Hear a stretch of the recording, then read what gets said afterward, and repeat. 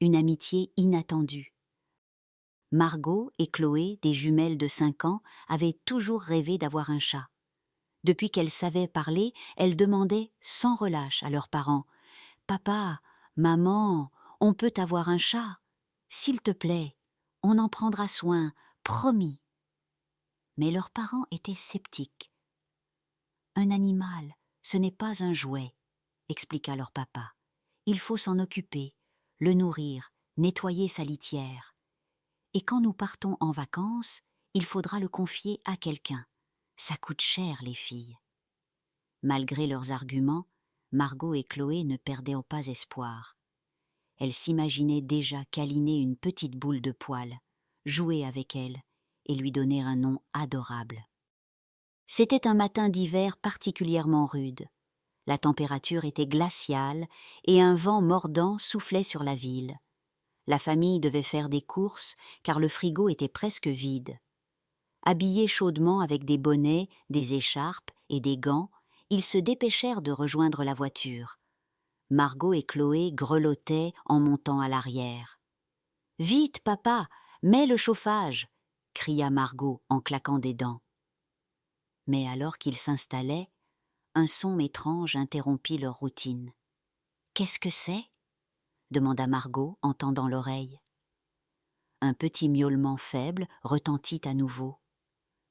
Toute la famille resta silencieuse, cherchant la source de ce bruit. « Ça vient d'où ?» murmura Chloé intriguée. Ils sortirent tous de la voiture et regardèrent autour. Rien en vue, mais le miaulement retentit à nouveau, plus distinct cette fois. « Attends, » dit la maman. « Ouvre le capot, chérie. »« Pourquoi le capot ?» demanda Chloé, curieuse. Le père obéit, et à leur grande surprise, un minuscule chaton était blotti à l'intérieur du moteur, cherchant désespérément de la chaleur pour échapper au froid mordant. Le chaton était minuscule, à peine plus grand qu'une main. Sa fourrure blanche et rousse était ébouriffée, et ses yeux bleus expressifs semblaient implorer de l'aide. Il tremblait de froid et émettait de petits miaulements plaintifs. Margot et Chloé s'approchèrent doucement, émerveillées. « Il est trop mignon », chuchota Margot. « Regarde ses petites pattes », ajouta Chloé. Le chaton leva la tête vers eux et miaula faiblement, comme s'il comprenait qu'il venait de trouver une famille prête à le sauver. « Papa, maman, on peut le garder ? S'il te plaît » insistèrent les filles en chœur, leurs yeux brillants d'espoir. Les parents échangèrent un regard, hésitant. Mais comment résister à une si petite créature ? « D'accord, » dit le papa avec un sourire, « mais vous devez promettre de vous en occuper, le nourrir, changer sa litière et jouer avec lui. »« Promis !» crièrent Margot et Chloé, sautant de joie. La maman prit le chaton dans ses mains et le glissa doucement dans son manteau pour le réchauffer. « Allons vite faire les courses et nous lui préparerons un endroit douillet à la maison. » De retour à la maison, toute la famille s'activa. Ils improvisèrent un petit lit moelleux avec une vieille couverture dans un coin du salon.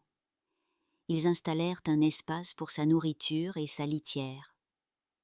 Le chaton, bien au chaud, semblait déjà plus à l'aise. Il jouait avec une petite peluche que Margot avait donnée, miaulant de bonheur. « Il faut lui trouver un nom », déclara Chloé. Après quelques débats, ils décidèrent de l'appeler Flocon, en hommage à sa fourrure blanche et rousse qui leur rappelait l'hiver. « Demain, on l'emmènera chez le vétérinaire pour vérifier s'il va bien, » dit la maman.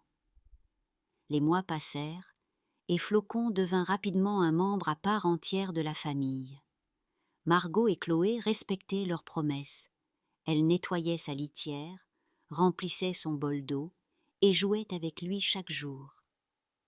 Flocon grandit, mais conserva son caractère joueur et câlin. Il adorait courir après des balles en mousse, grimper sur le canapé et se blottir contre Margot et Chloé pour des siestes.